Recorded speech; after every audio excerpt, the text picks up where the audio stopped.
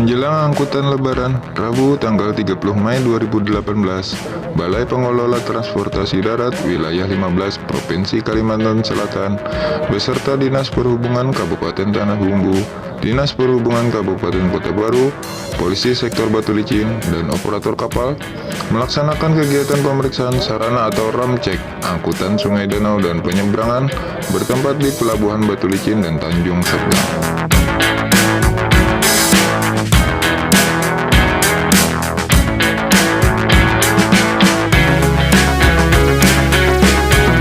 Adapun kapal yang dilakukan pengecekan seperti KMP Kerapu 3, KMP Bemega Jaya, KMP Jembatan Musi, KMP Tronojoyo, KMP Teluk Cendrawasih 2, KMP Mahakam Raya.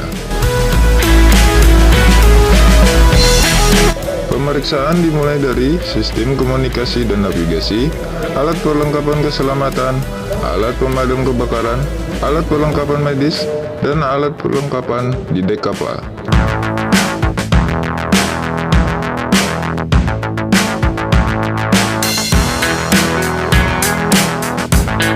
Kegiatan ini dilakukan sesuai Peraturan Menteri Perhubungan Nomor 25 Tahun 2015 tentang standar keselamatan angkutan sungai, danau, dan penyeberangan yang bertujuan untuk menjamin keselamatan, keamanan, dan kenyamanan penumpang yang menggunakan angkutan penyeberangan.